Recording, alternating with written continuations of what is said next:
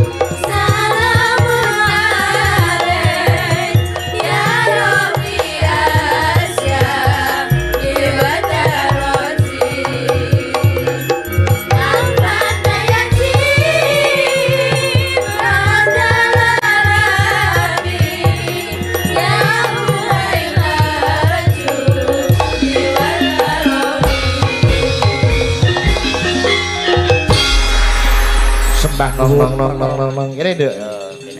Panas-panas mlaku orang gawa payung sandale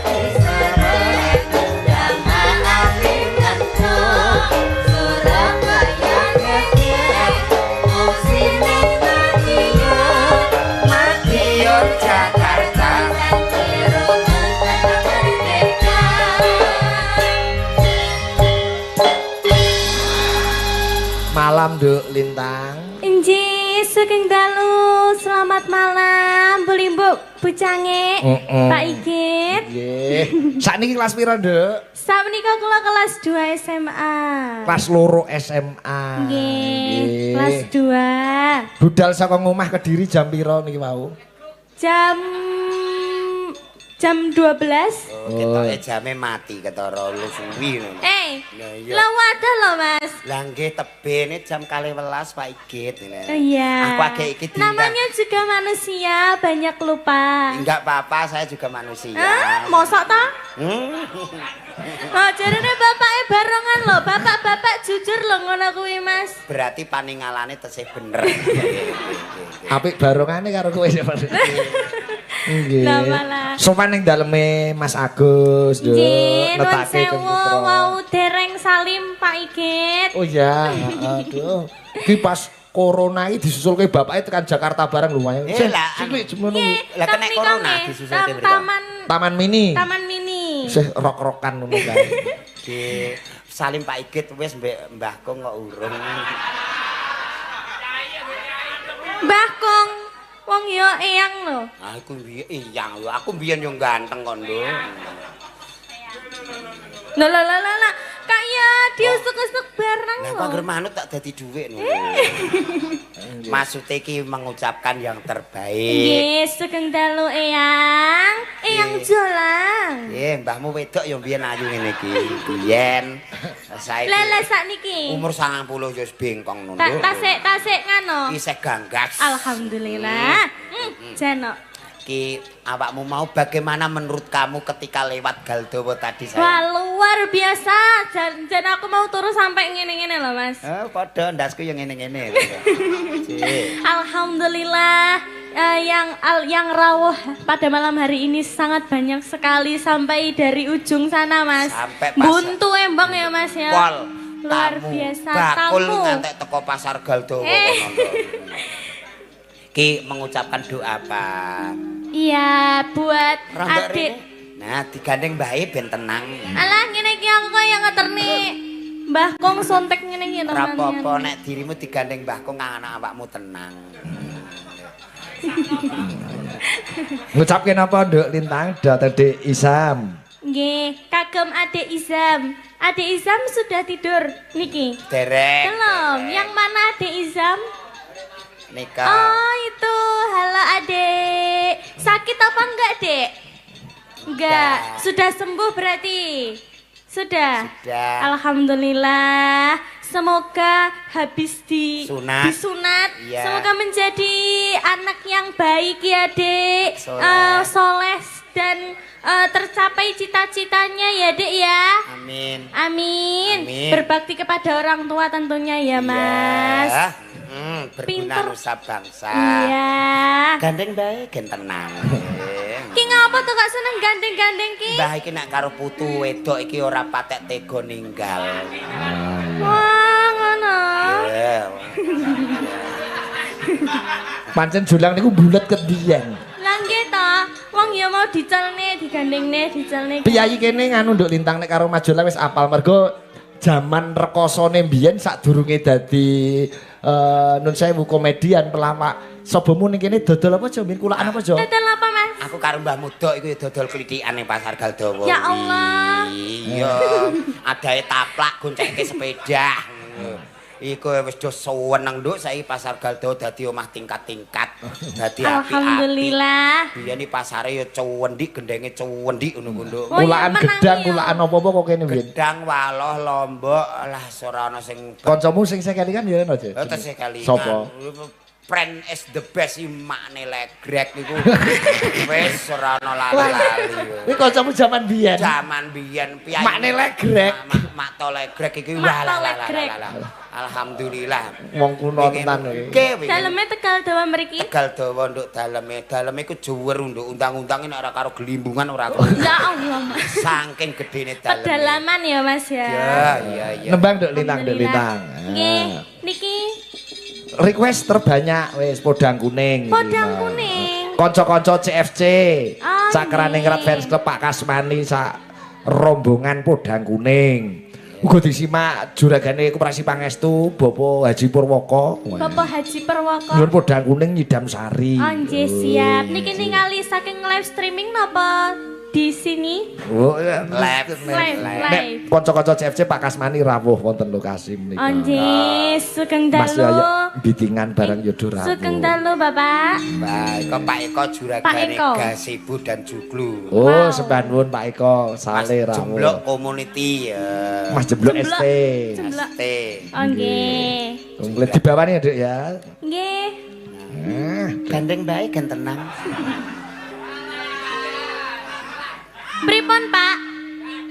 Bati. Kulaane piro adole piro ra kowe esuk lho, Dik. Wis bathi sik iku lho. Nggih. Pak Wanto saking Kudus nggih rawuh Jo nyusul. nggih ta? Wes sembah nuwun Pak Wanto. Oh, nggih. Disupiri dhewe niki. Nggih. Asmarandana. Nadian wujud temong peksi. Etok-etoke ya Jo, etok-etok iki lintang ya pacarmu lah etok-etoke. Nah, ngono lho. Mas yo Kace adoh, kace adoh ngono lho, Mas. Kace adoh dadi pacare gak apa-apa ya. Pokok duit akeh lah ya. Ora. Lah iki ya ambek mboke oke nah anake. Lho. Lah seduluran ki nek ya ora milih-milih to. Oh, ngono. Bayuh. Piye, Iki nek cara gedang Galdawa iki gedang Pripun? Gedang napa? Ayo, gedang apa? gedang raja asu. Kok astu ta, Mas? Lha iku nek digodhog nduk sak kulite krenyah-krenyah enak lho tenan kuwi.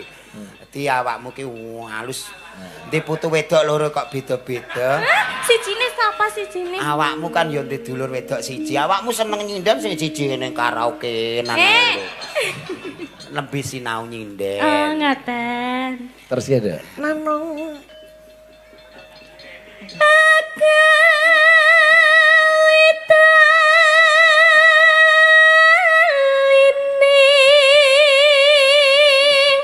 Padhe jenengan lek mesem kok sing maju loro to. Apa wi?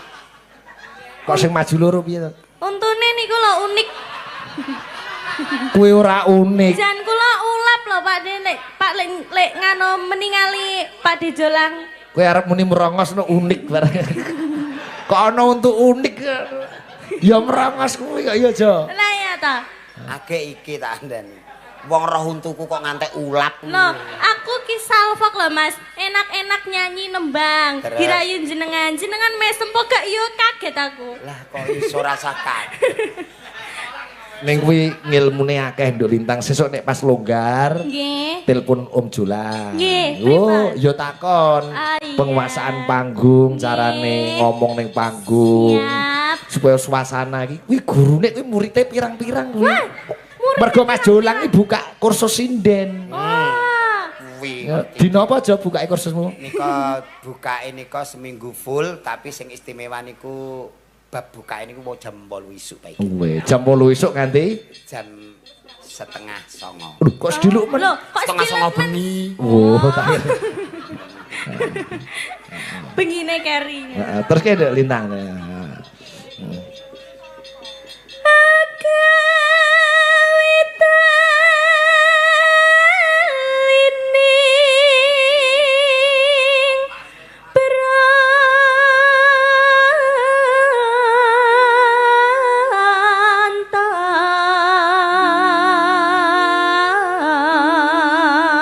Dirayu Jo, dirayu Jane Jo. kok obah-obah. Jenenge wong sayang ki lak ya ora trima ning ati. Awak sikil melu keder kabeh. Embel. Tenan lagi iki lho nduk aku melu cakrane rati ya gandengan mbek sinden ayu gek iki. Biasane matek uripe karo tewel lho. Nyepelekke tewel. Nah. Kowe sing mau arani tewel sapa? Lah ya. Sing mau arani Sapa, tewel Mas? sapa?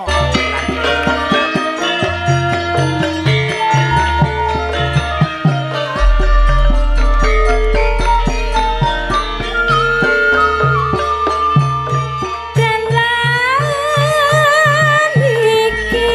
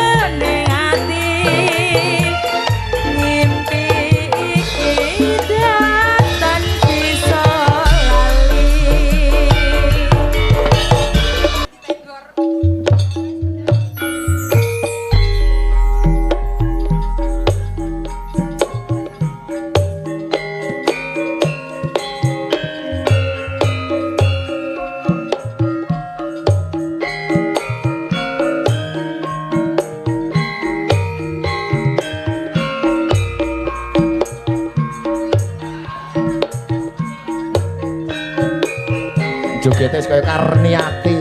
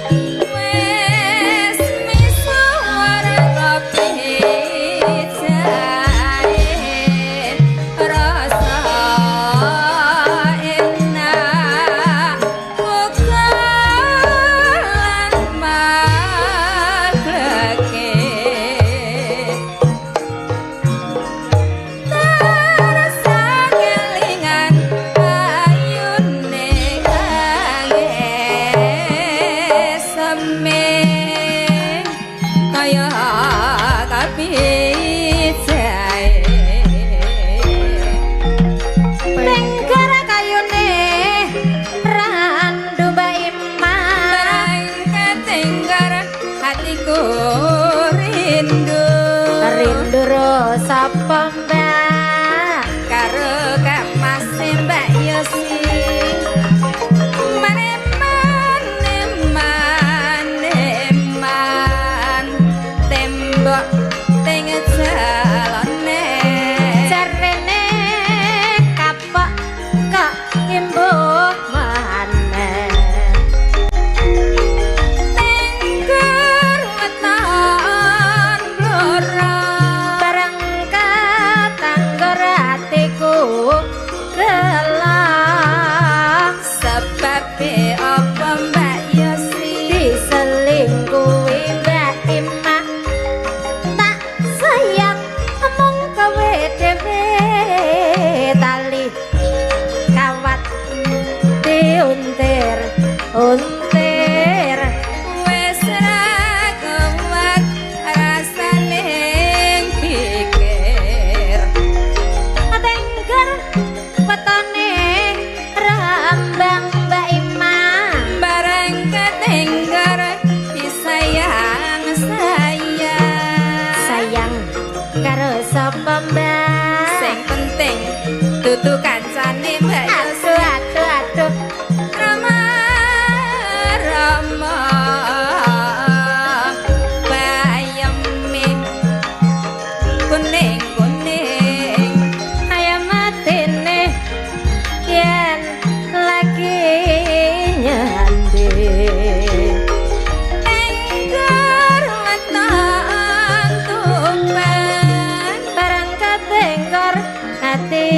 ratapan sebab apa lembe alah ditunggone kekasih Mbak Imah mare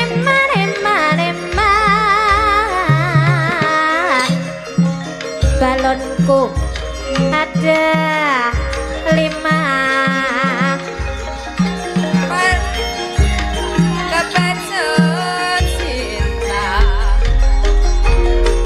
tengger kayune telo Mbak Imah bareng ketengger kaloro-loro lah kok loro keneng apa Mbak ditinggal lunga terus Mbak ya ya ampun sakit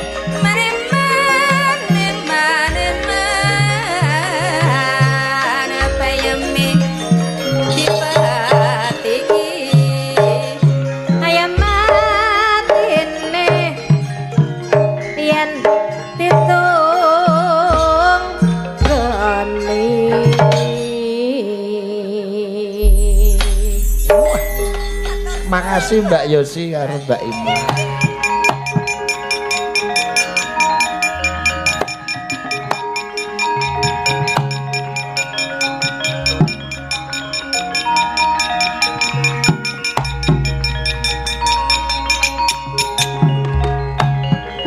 Anakku nger, dimula sora karo bapakmu nganti kutah lutir.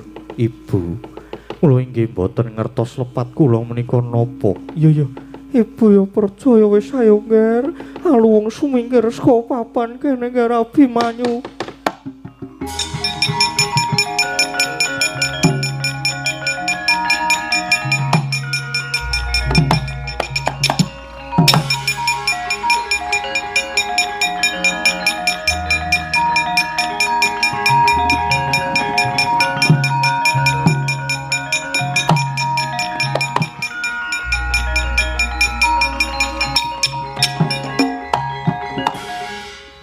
Gatotkaca inggih paman kula aturi emut ampun ngantos nuruti dhateng kebrananing kalih Dimas Abimanyu menika boten lepat Abimanyu cetha luput wis gawe wirange wong tuwa boten supados gamblang kula aturi nenggo Dimas Antasena Gatotkaca kowe ora sah melu perkara iki ora sah melu-melu malah tak katutke dosamu sisan nyoh tampanana.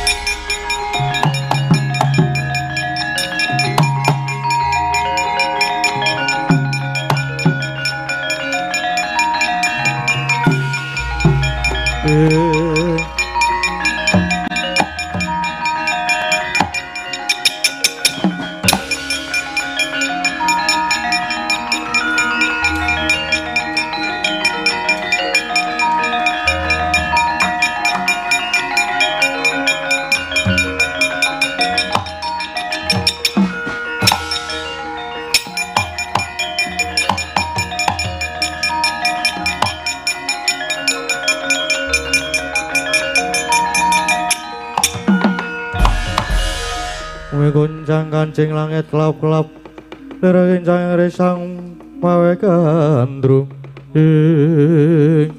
Ngilahe Widara yaksa rumangsa ayem tentrem nggonku madeg brahmana ing pertapan Widara Payung kene inggih peremban namung keparenga nyuwun pirsa lajeng menapa ingkang badhe dipun gayuh Sang Maha iku ya mesti wae kanugrahan wahyu ingkang bakal tumedhak ing Madyapada ingkang dayane bisa mbabar katentreman. Oh inggih, inggih. Yen mekaten kula tetep badhe nderek paduka Premban. Ya, jeneng sira mesti wae bakal tak kanthi tansah tak kanthi ya mung sumene sawetara merga saka pandugaku Widara Payung bakal ana tamu.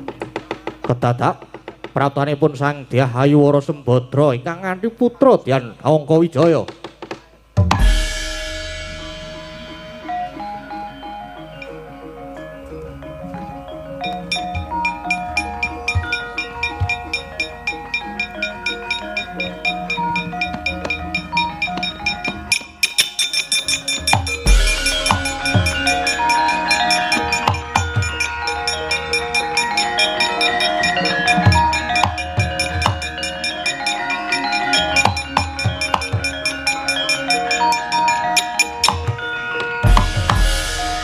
Riyen ingkang rawuh menika setunggaling wanita kaliyan nem-neman bagus.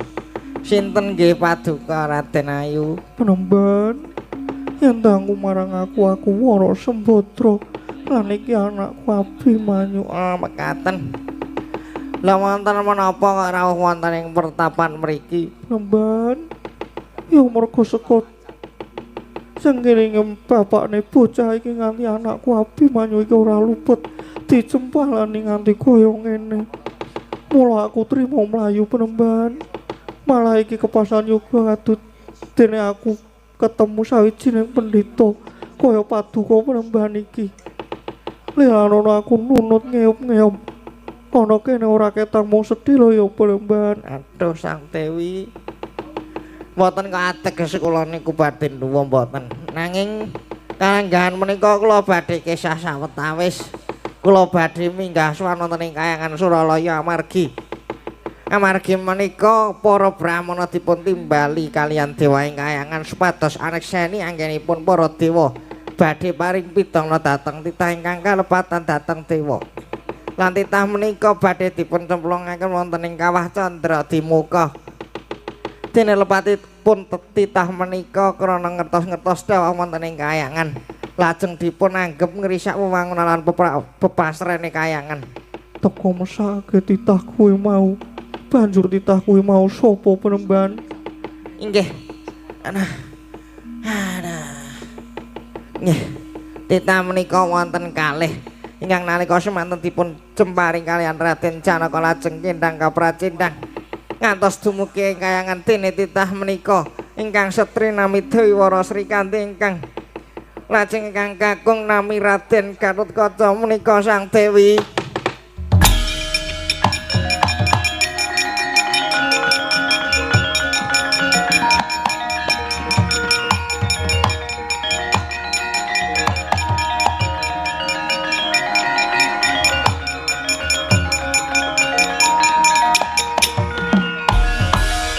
Dewi Wara Sembadra dupi midhanget sabdane Sang Wigu. Bilih titah ingkang badhe kacemplungaken wonten kawah Candra Dimuka menika Dewi Wara Srikandi miwah ingkang putra Raden Gatotkaca. Satemah sakaya murup kamurkane kaya nadaya pangaribawa nempuh angyaning Sang Dewi sarirane saya mekar jelek dadi buta gedhene swalaknan.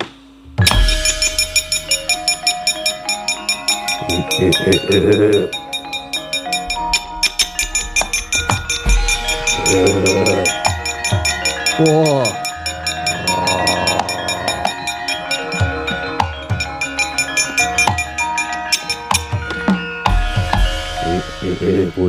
Bujleng iblis lanat padha jek-jekan. Oh ladalah dewa-dewa padha nasar tumindake. Srikandi Gatotkaca ora luput teka arep dicemplungke kawah. Oh. Kori sela matangkep iki tak dobrake tak jebole Kahyangan tak obrak-abrik.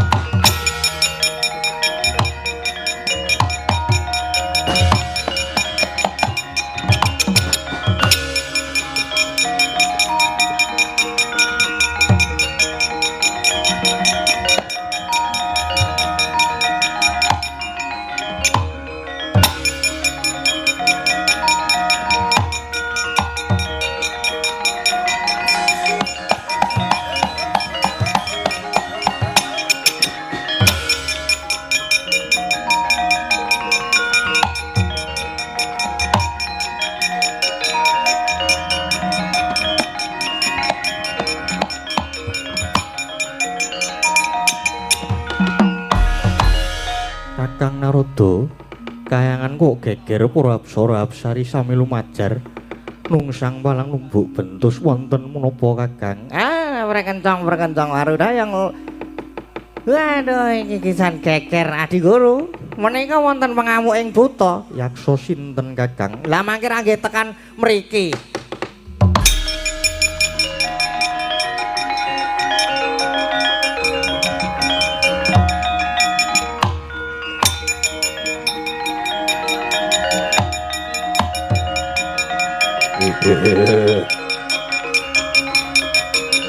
Wah.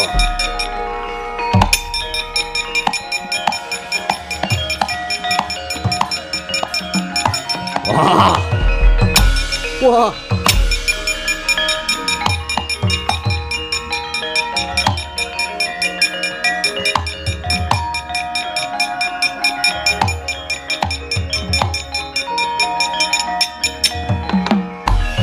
Oh, adalah iki sing tak goleki Dara Guru. Yo, yaksa kita sapa? Oh, aku iki buta kliang kabur Kang Inan. Aku Badra Yaksa, ngamuk punggung ning kayangan apa arep kita.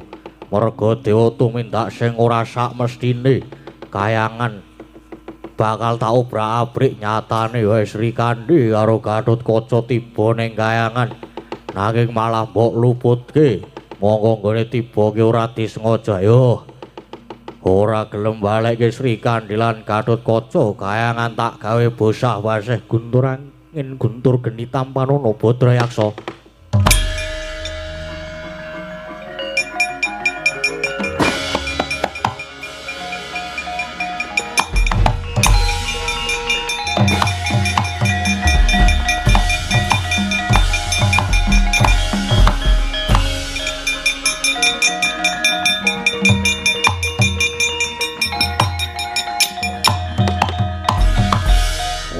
Para guru, daya kemandenmu Ratu Momok Kakang Narada. Buta menika teko ampuh. Lah nyampuh mawon. Lah Adi Guru niku nggih aneh tita ora luput karo cemplungke kawah. Lah talah. Lah niku senajan wujude buta ning ajeng jejeke bebener. Mula diayomi Gusti eling-eling lho dieling. Ala niku mboten badhe tumama ing becik. Nggih Kakang. Ulun ndodho dhateng kalepetan ulun. Yen ngaten Kakang Narada, Sri Kandi kalian Gatotkaca supados dipun luari bebantanipun dipun suwanaken mriki. Lah nek ngaten nggih, ngestaken dawuh Adi Guru.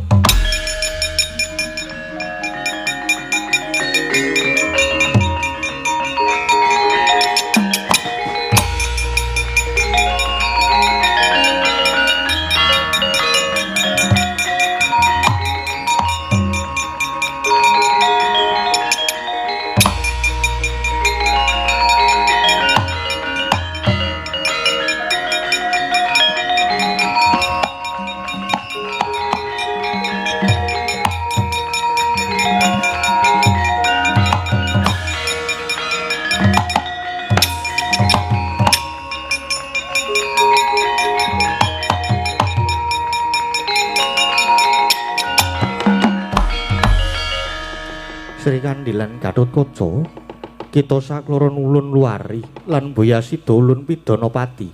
Malah ulun ingkang minta aksama matur sembah nuwun pukulun. Nggih, matur sembah nuwun pukulun Badra Yaksa. Sri Kandi lan Gatotkaca kanthi bali mudhun ning madya pada ya maturke panuwun pukulun.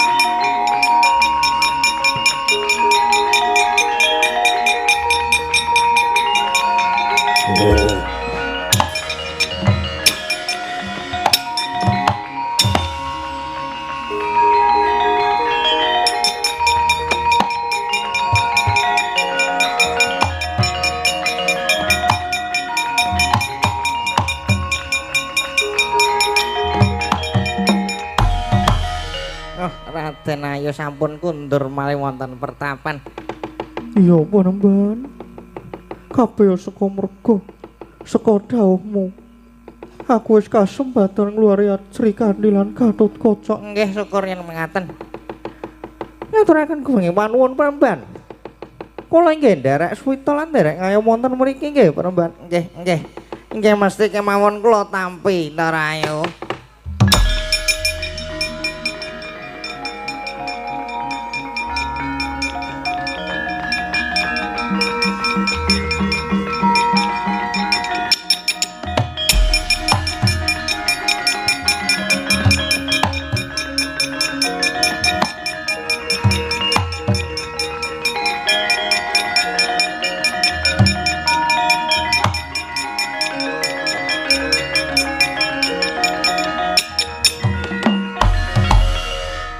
Menika Raden Arjuna ingkang rawuh. Ana pendhita wis ngerti marang aku.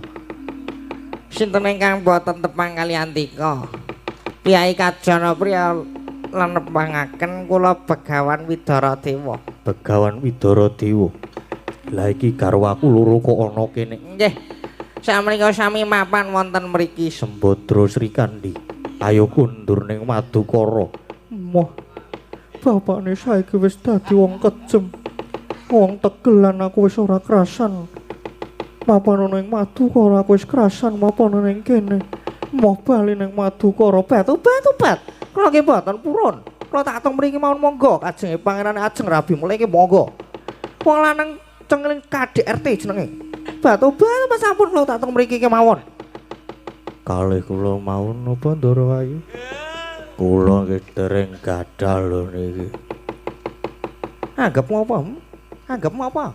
Wegah kok karo koyan kuwi buta. Ya wis nek emoh ya wis. Begawan Widaradewa, ketok banget nek kowe milik karo garwaku. Mboten. Mboten estu mboten niku saking kekajenganipun piyambak kang garwa. Ora, kowe tetep tak anggap pepalang, mung kudu tak untapke nyawamu. Widarayaksa aja meneng kowe nyabut kae. Oh, lah dalah untal malang Raden. Oh.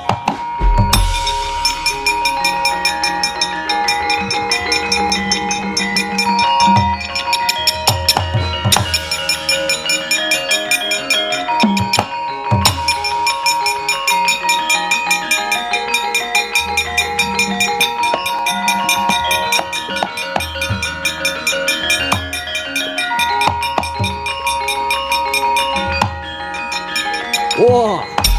Ah. Ayo sahabat toy. Wah. Udah mati. Wah.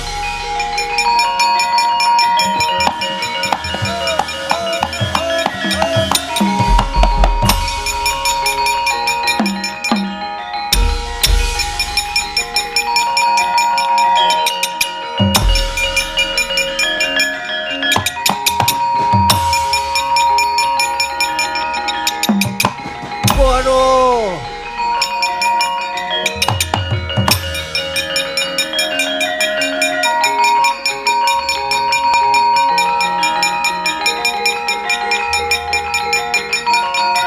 Waduh. Waduh. Waduh mati ya. Waduh. Waduh.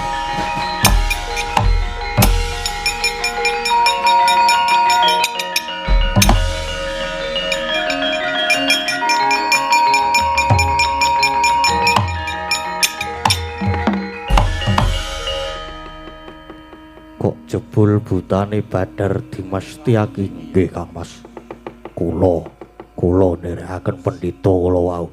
Lah pendhitane mau sing dadi cantrihe Setyaki mestine pendhitane nggih sinten malih Koko Prabu.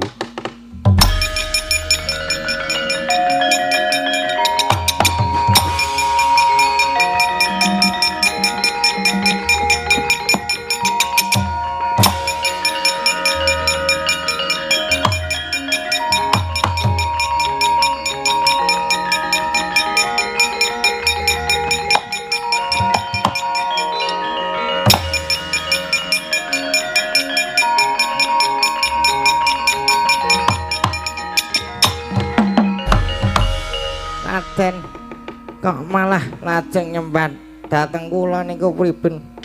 Koko Prabu mboten kinten jebul paduka madeg Brahmana wonten lepatipun ingkang rayi nyuwun pangapunten Koko Prabu.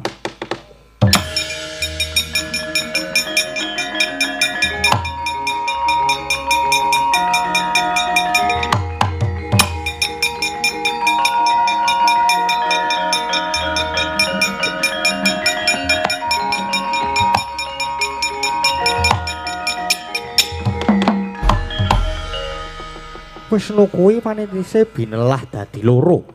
Kresna lan Arjuna nanging merga saka petengmu nganti ora bisa ngerti yen Kresna mendhita lan meneh. Lah kok dadi kowe mentala karo anakmu dhewe? Nggih, kula lepat Koko Prabu. Kula wau wonten negari Ngamarta. Koko Prabu paring dawuh pangandikan yen to Abimanyu nyidra Kyai Jimat Pustaka Jamus Kalimasada. Lah pun Kakang ki wis sawetara mapan ana Widara Payung kene. Mula ora rawuh ana negara Ngesti Ngamarta.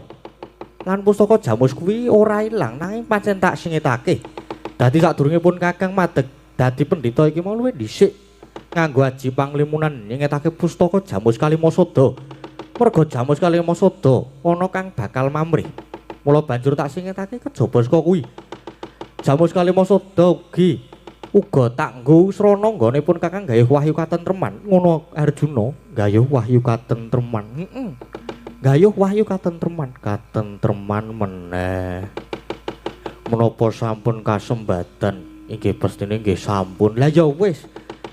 Wis wahyu katentreman wis sinarira. Nanging mengko dayane uga murakapi kanggone para Pandhawa lan kawula Ngamarta. Inggih matur nuwun. Lajeng Kresna ingkang wonten negari Ngamarta. Wis, timbang kowe mengko malah isin dhewe sumingkira dhisik. Nemana garwamu lan putramu Abimanyu kae. Pakde, aku sing sowan, Pakde.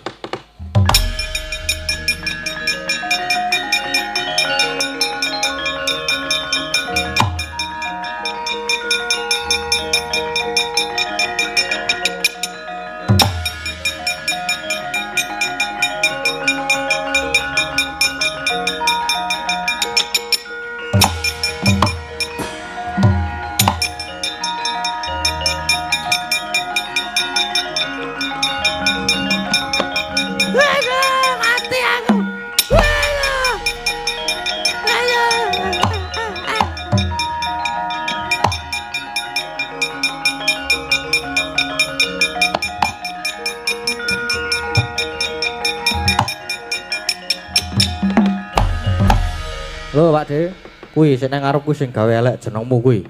Iya, pun wis presa kok. Aduh, Ger. Kula nyuwun pangapunten. Sampun damelku cemas paduka Ger Prabu Kresna. Nggih, kok nggih dadak Mimbanata Ndhurawati. Nggih, pot-potipun. Pot-potipun mun didhawuhipun Angger Kurupati. Kula nyuwun pangapunten nggih, Ger. Kula tak wangsul. Nggih pun. Sing empun nggih pun, benjang ampun diwangsuli malih lho. Widro aku wis oleh bali. Nggih. Nggih. Antasena Antaraja wis saiki.